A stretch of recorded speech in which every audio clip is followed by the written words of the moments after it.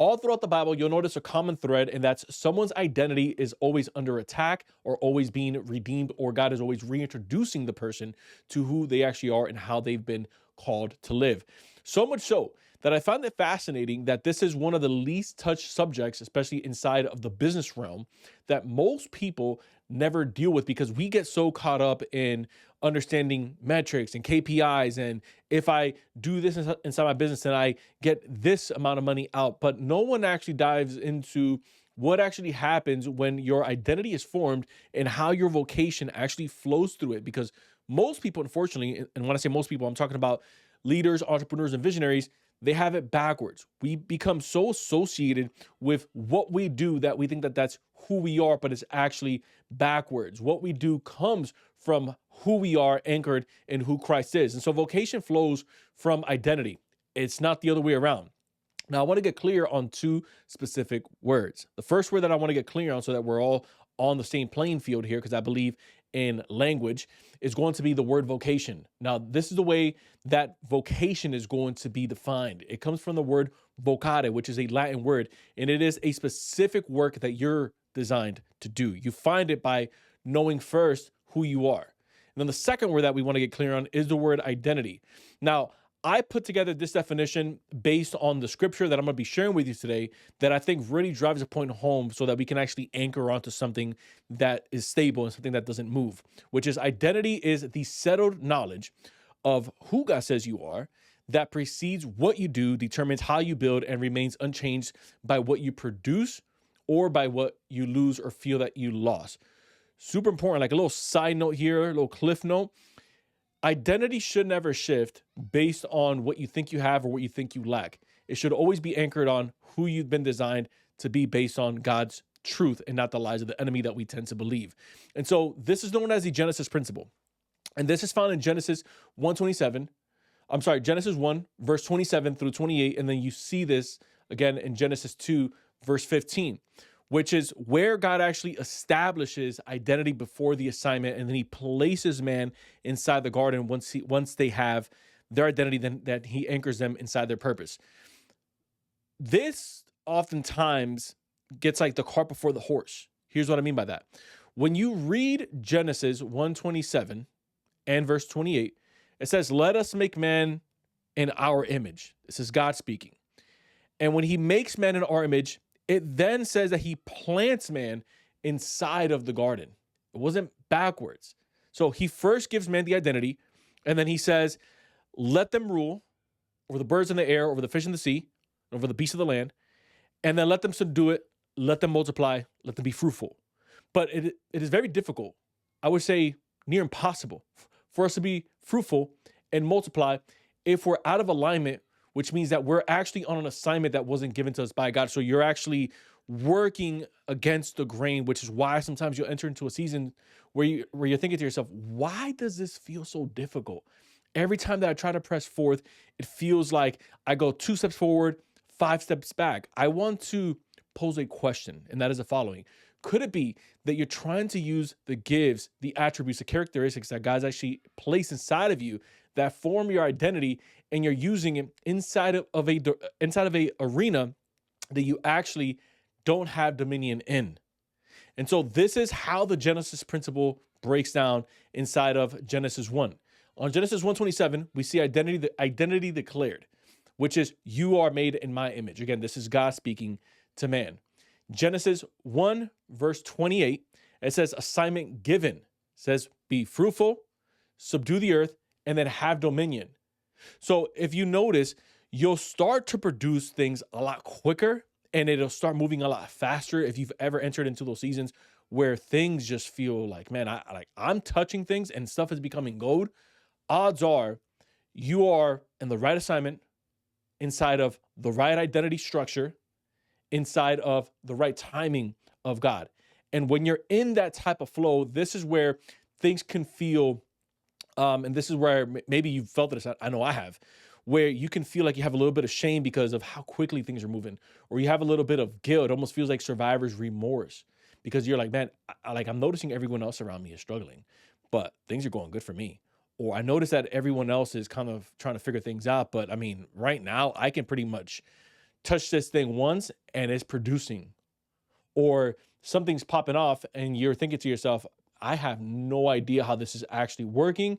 And it's God working behind the scenes because you're actually in full alignment, which is where placement comes in Genesis 2:15, where it says God himself places man inside the garden where he's supposed to be. And so God tells you who he is so that you can understand who you are. We also see this in Exodus 3:14, where we have a character by the name of Moses. If you've ever heard of him, and Moses is battling because he was living inside of Pharaoh's palace for 40 years, and now he's in the desert.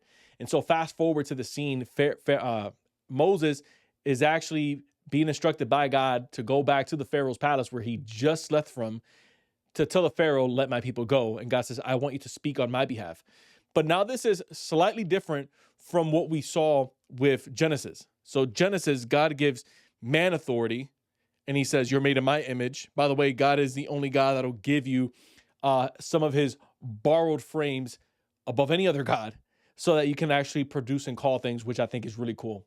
Anyways, I digress. So when Moses steps to the bush, God says, hey, go out and tell the Pharaoh, let my people go. Moses says, who do I say sent me? Because I'm a setter. I'm doubting myself. And this is where God says, you can borrow some of my confidence and you can tell them, I am sent you. So now God's anchoring his identity with Moses so that he can actually hold on to who God is and not just who he's been called to be. And so God didn't wait for Moses to feel confidence or to get his confidence together. He just made sure that Moses knew whose name was behind the one who sent him back into Egypt. So here's like the breakdown of this. You don't need to feel ready. You just need to know whose name is on the assignment. And so this is the Moses sequence. And so in Exodus 3:6, we have identity declared. I am God, your father. Moses learns whose name's behind him. Exodus 3:10, assignment is given. Go, I am sending you to the Pharaoh to call them, let my people go. Again, he's secured and he's anchored in who God is. And then Exodus 3:12, placement is confirmed. I will be with you. God places Moses exactly where he needs to be. And then the last principle that I want to share, or really the last story inside this principle, is going to be Jesus. Now, the fascinating thing about Jesus is that you also see this identity formation being built inside of Jesus's baptism, where it says that when Jesus was baptized by his cousin, John the Baptist, it says that he was dunked on the water, he came back up, and the skies crack open, and God says, this is my son with whom I'm well pleased. And so this is a fascinating take because you'll notice that this took place before Jesus ever preached a sermon. This took place before Jesus ever did a miracle. This took place before Jesus ever healed the lame, helped the blind, spoken, like whatever it was. You actually see this happening, which lets us know that identity always precedes the assignment. And so there's nothing that you can actually do that's going to make God any more proud of you or any less proud of you, because he actually formed you out of his own being. And so the Jesus sequence is the following. Matthew 3:17, it's identity declared. This is my son, whom I love. This is, again, before miracle, before sermon, before any disciples, before anyone knew this guy. By this guy, I mean Jesus himself. He was technically a nobody still. Obviously, of course, John the Baptist knew him, but no one else knew him. Matthew 4:1, identity tested. And so anytime you're about to go into a season where God's either going to allow you to go through a test or you're about to be tested, you'll always have an identity shift that takes place first, which is usually the first attack that the enemy is going to go for, which is God gives you a promise. He calls you by name. He says, hey, I formed you to build this business. I've called you to lead these people. And then the first roadblock that you hit, or the first attack of the enemy that comes in, but did God really say? And you notice this in the garden. You notice this with Moses when he was doubting himself, calling himself a stutterer. And then you also notice this with Jesus, where the first thing that the enemy attacks inside of the 40-day fast that Jesus does is, but did God really say that you are the son? He's going right at the identity, because he knows that if he can get you to doubt who God called you to be and how you've been designed, then you're going to be ineffective and inefficient on everything else on the assignment. The assignment, by the way, is constantly changing.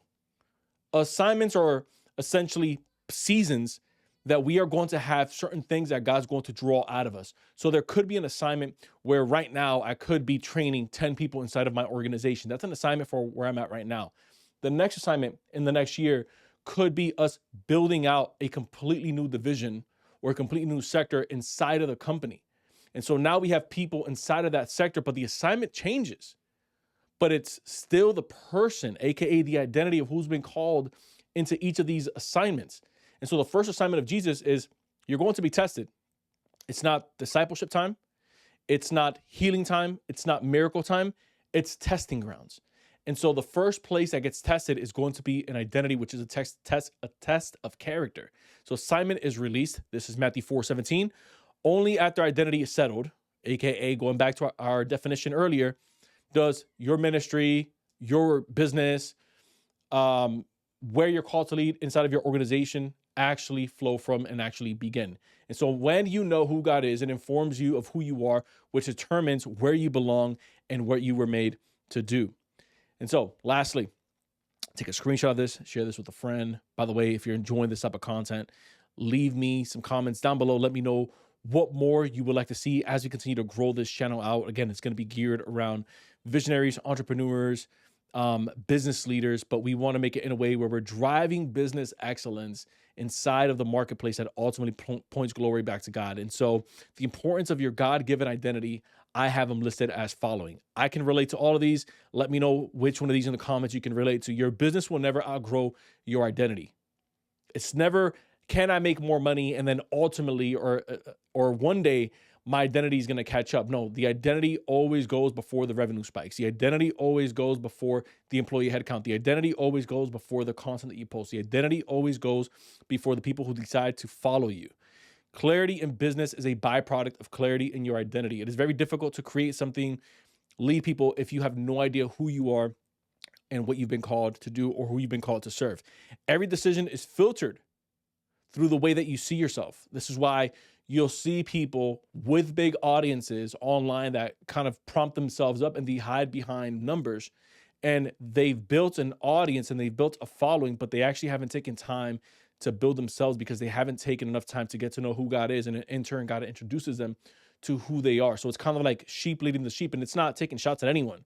I'm not mentioning names, but what I'm saying is that sometimes you'll see people with big audiences and they still have no idea how they got there or who they are. They're just posting things online, hoping that it sticks with the audience and hoping it's almost like they're entertaining them because they're essentially getting an ego boost, and they attach their identity and their association to those vanity metrics, which is a sad thing to see. You will subconsciously sabotage. I know that I've been in this one. You will subconsciously sabotage every level of success that you don't believe you deserve. People don't follow plans. It took me a long time to get this one. People follow the person carrying it. And so you can have two leaders. One leader says, guys, we're going to build our business to $5 million this year, and we're going to grow it. These are the plans laid out. You'll have a subset of the people under that leader that flat out don't believe this guy, don't believe this woman. They haven't been real with themselves. Why would I follow them? Or, yep, they say this every year. We're not getting there. And then you have the second leader that has shown, okay, this person stands on solid ground. This person is sure of themselves. There's something different about this person. I can get behind this. That's where you start to build people who are willing to go to war with you based on an actual mission that you believe in, because the mission and the vision came from God. It wasn't one that you just magically thought of one day you hit your head on the sink, kind of like Back to the Future. I think it's Doc, and all of a sudden he has the invention for what is it? The DeLorean? If you know what the name of the vehicle is, drop it in the comments. But the vehicle that comes up with a time machine. Love that movie. Anyways, I digress. People don't follow plans. They follow the person carrying it. And then the last two is security comes from knowing that your next deal, your next sale, or your next transaction doesn't define you. Whether it goes through or whether it doesn't, I know who I am because I know who I'm anchored in. And then entrepreneurs with unstable identity don't take risks. They're actually afraid to sow. Because if you don't believe in yourself, and if you quite often doubt God, and you're like, God, you called the wrong person. There's no way you called me to do this thing. There's no way you called me to lead these people. There's no way you called me to build this business. There's no way you called me to build this product.